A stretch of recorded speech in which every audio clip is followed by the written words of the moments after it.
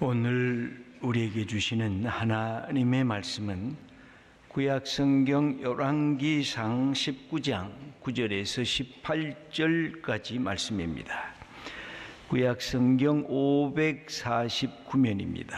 이 말씀 봉독할 때 살아계신 하나님의 음성을 다 함께 들으실 수 있기를 바랍니다.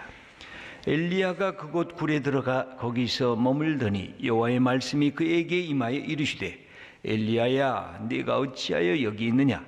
그가 대답하되 내가 만군의 하나님 여호와께 열심히 유별하오니 이는 이스라엘 자손이 주의 언약을 버리고 주의 제단을 헐며 칼로 주의 선지자들을 죽였음이오며 오직 나만 남았거늘 그들이 내 생명을 찾아 빼앗으려 하나이다.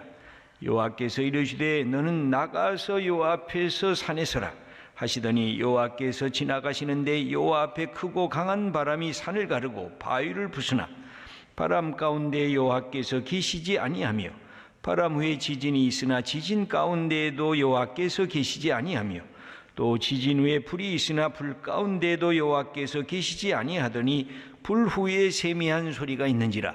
엘리야가 듣고 겉옷으로 얼굴을 가리고 나가 굴록 위에 섬에 소리가 그에게 임하여 이르시되 엘리야야, 네가 어찌하여 여기 있느냐? 그가 대답하되 내가 만군의 하나님 여호와께 열심히 유별하오니 이는 이스라엘 자손이 주의 언약을 버리고 주의 제단을 헐며 칼로 주의 선지자들을 죽였음이오며 오직 나만 남았거늘 그들이 내 생명을 찾아 빼앗으려 하나이다. 여호와께서 그에게 이르시되 너는 내 길을 돌이켜 광야를 통하여 다메섹에 가서 이르거든 하사엘에게 기름을 부어 아람의 왕이 되게 하고 너는 또 님시의 아들 예후에게 기름을 부어 이스라엘의 왕이 되게 하고 또 아벨 무홀라 사밧의 아들 엘리사에게 기름을 부어 너를 대신하여 선지자가 되게 하라. 하사엘의 칼을 피하는 자를 예후가 죽일 것이요 예후의 칼을 피하는 자를 엘리사가 죽이리라.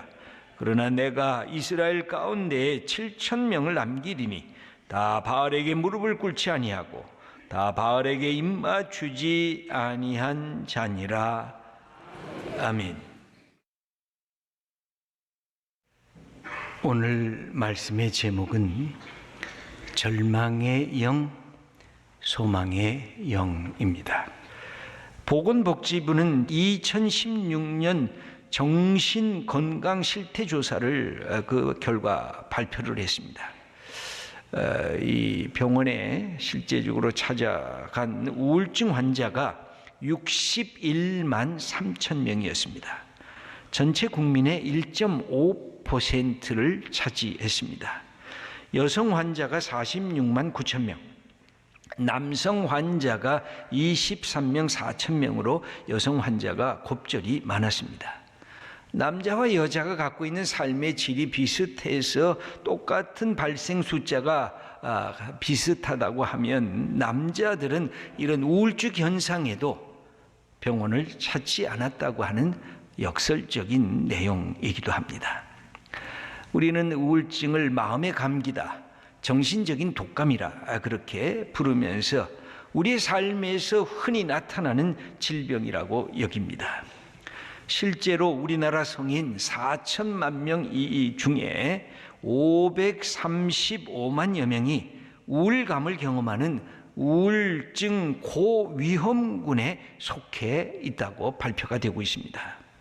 여기에다가 불안한 것, 강박 증세 이런 장애들을 정신적인 질환으로 더 넓혀보면 성인 중 4명 중에 하나가 평생에 이런 우울증의 그 형세를 앓고 지나가고 있다고 하는 분석이 나옵니다.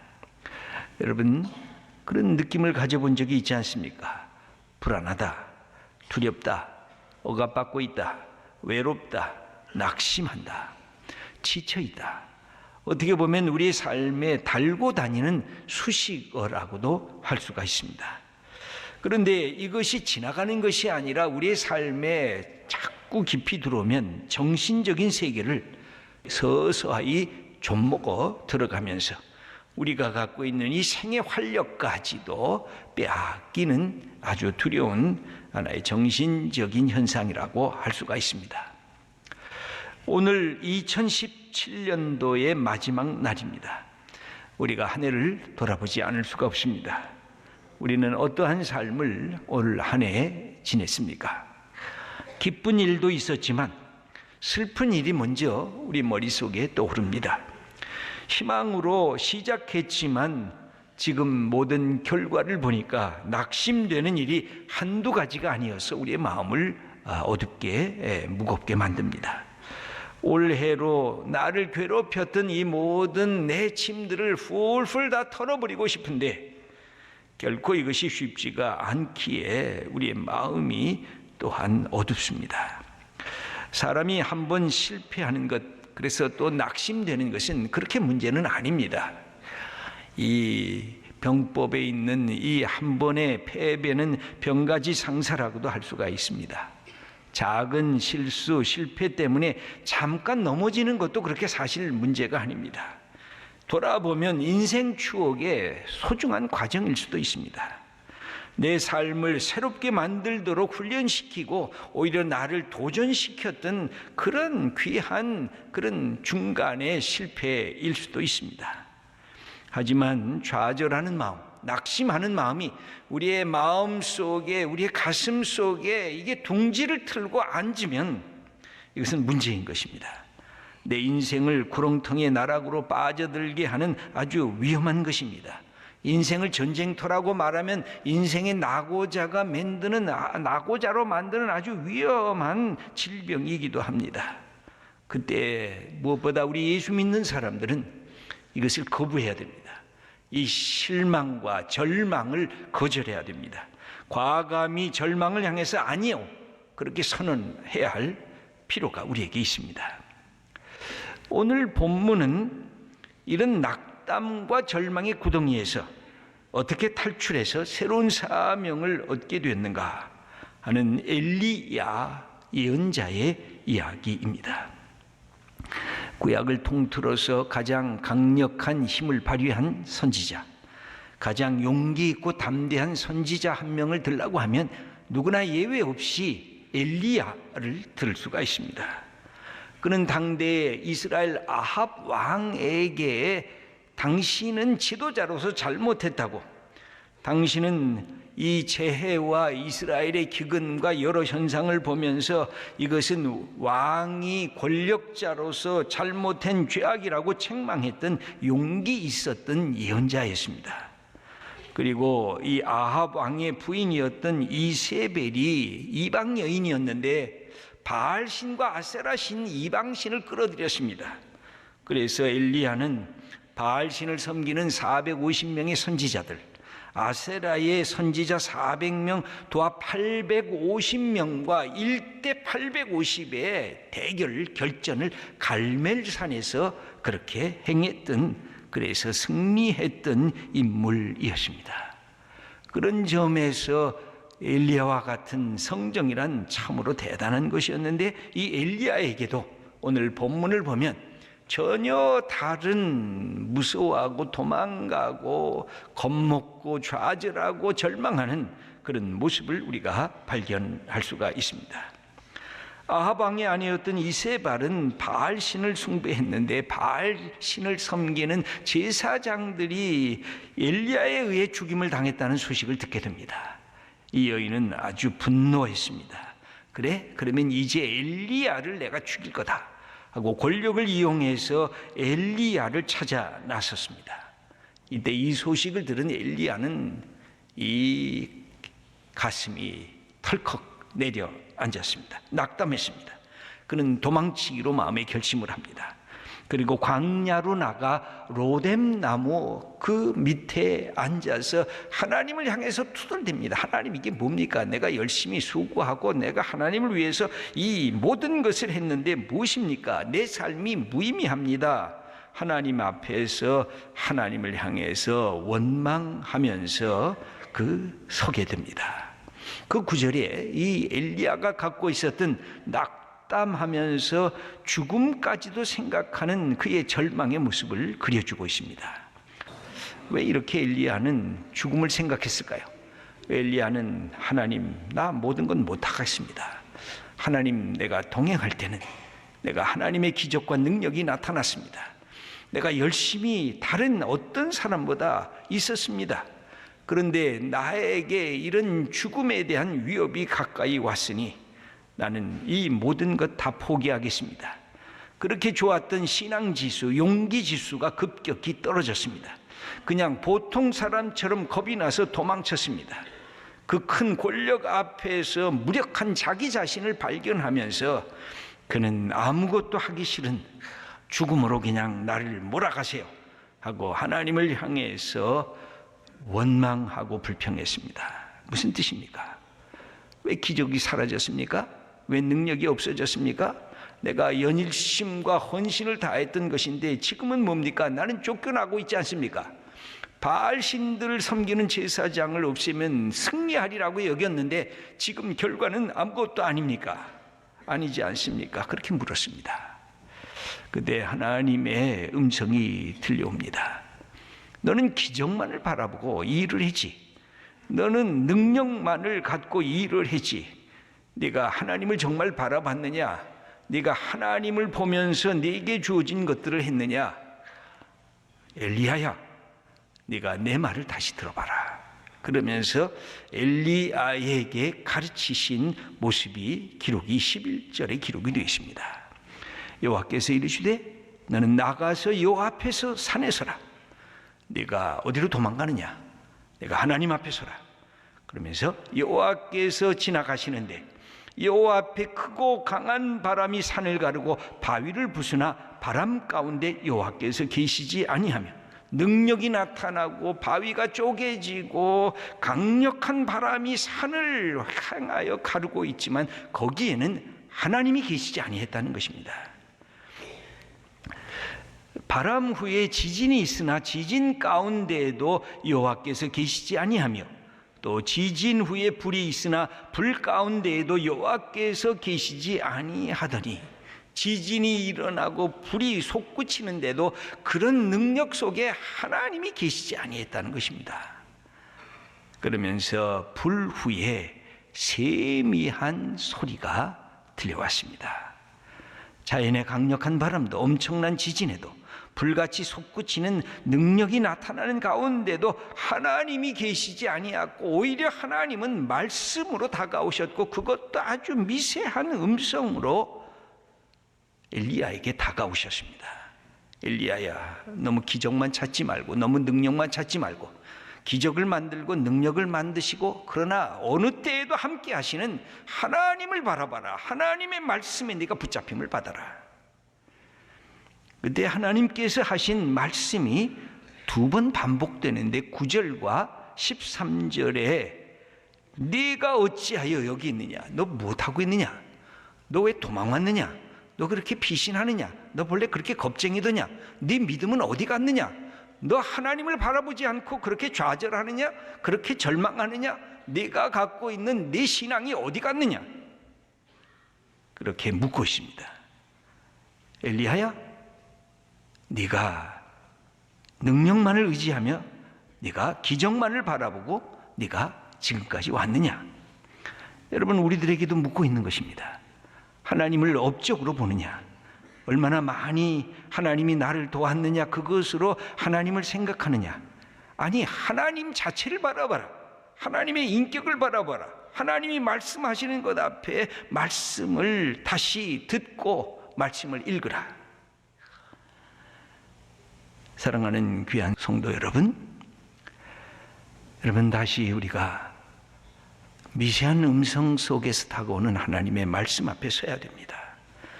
말씀을 다시 펴야 됩니다. 그동안 잃어버렸던 기도를 다시 하셔야 됩니다. 다시 새벽에 주님 앞에 말씀을 펴서 하나님의 음성을 들어야 됩니다. 다시 예배자가 되어야 됩니다. 그래서 하나님께서 어떻게 나를 사랑하시고 이곳에 오셨는지, 기적과 능력이 필요 없는 것이 아니라 기적과 능력을 뛰어넘는 하나님의 인격을 먼저 경험하라는 것입니다. 왜 엘리야가 그렇게 낙담하고 절망했을까요? 하나님, 나는 나의 백성들로부터 외면을 당했습니다. 그는 10절에 이렇게 자기의 모습을 하나님께 아뢰고 있습니다. 읽어보겠습니다. 이스라엘 자손이 주의 언약을 버리고 주의 제단을 헐며 칼로 주의 선지자들을 죽였음이오며 오직 나만 남았거늘 그들이 내 생명을 찾아 빼앗으려 하나이다. 여기 보면 10절과 14절에도 똑같이 하나님 앞에서 항변하는 것입니다. 하나님, 나 열심히 다른 사람과 달리 얼마나 내가 충성하는 사람입니까? 그런데 내가 이 백성들을 위해서 모든 것을 다 쏟아붓지 않습니까? 그런데 이 백성들이 나를 오히려 죽이려고 합니다. 그는 사실 외로웠습니다. 나만 홀로 남았습니다. 갈멜산의 영적인 전투는 1대 450, 1대 850의 대결이었습니다. 여러분, 엘리야도 우리와 똑같은 성정을 지닌 사람이었습니다. 그는 혼자 이 모든 것을 감당했습니다. 아무리 거창한 일을 해도, 아무리 명분 있는 싸움을 치른다고 하더라도 엘리야는 외로웠습니다. 자기가 모든 책임을 져야 했기 때문에 그렇습니다. 엘리야가 하나님의 뜻에 따라 이스라엘 백성을 위해서 그렇게 생명 걸고 충성해도 백성들은 엘리야를 잘 이해할 수가 없었습니다. 그때 하나님의 음성이 들린 것입니다. 엘리야야, 포기하지 말아라. 엘리야야, 절망하지 말아라. 너는 혼자가 아니란다. 내가 하나님을 사랑하는 사람들을 남겨놓았단다. 모든 사람들이 다 너를 싫어하고 하나님을 배반하는 게 아니다. 내가 하나님의 사람 7,000명을 내가 남겨놓았다. 여러분, 18절의 말씀을 읽겠습니다. 그러나 내가 이스라엘 가운데 7,000명을 남기리니 다 바알에게 무릎을 꿇지 아니하고 다 바알에게 입맞추지 아니한 자니라. 엘리야야, 낙담하지 말라. 내 주위에 신앙의 인물들이 있다. 말씀의 친구들이 있다. 낙심하고 절망하지 말라. 그 숨겨놓은 사람들을 찾으라. 그리고 믿음의 사람들과 함께 길을 가라 하면서 하나님이 엘리야에게 주신 마지막 사명은 사람을 세우는 것이었습니다. 사람을 키우는 것이었습니다. 네가 해야 할 사명이 있다. 사람을 만나라. 그들에게 기름을 부어 지도자로 세우라. 하나님의 뜻을 실천하게 하라. 그리고 너의 후계자를 세우라 하는 것이었습니다. 하사엘에게 기름을 부어 아람의 왕이 되게 하고 예후에게 기름을 부어 이스라엘 왕이 되게 하라. 그래서 아합과 이세벨이 행한 못된 그 행위에 대해서 심판자가 되게 하라. 그리고 또한 엘리사에게 기름을 부어 너의 예언의 후계자가 되도록 세우라 하는 것입니다. 여러분, 우리가 해야 할 사명은 사람을 세우는 것입니다. 믿음의 사람들을, 말씀의 사람들을, 하나님의 의와 하나님의 나라를 세울 사람들을 세우는 것, 거기에서 하나님의 역사가 일어나는 것입니다. 거기에서 우리의 절망이 변하여 희망이 되고 소망이 되는 것입니다. 신앙인이 갖고 있는 절망과 비신앙인이 갖고 있는 절망, 이 두 가지의 차이는 뭘까요? 여러분, 예수 믿는 사람도 실망을 합니다. 그런데 비신앙인이 실망하게 될 때 자기를 자학합니다. 자기를 비탄 속에 빠뜨립니다. 바닥에 내려친 자기 모습이 아주 싫습니다. 바닥치는 내 인생을 누군가에게 그대로 고백하는 것도 괴롭습니다. 그래서 나 자신이 미운 것입니다. 아무것도 할 수 없는 나 자신조차도 싫어. 그래서 그 잘난 존재인데 나 자신이 혐오스러워집니다. 그래서 서서히 죽음을 향해서 한 걸음씩 내디뎠습니다. 여러분, 신앙인도 똑같이 절망을 경험합니다. 자기 실존의 죽음을 경험합니다. 그래서 때로는 나 자신도 밉습니다.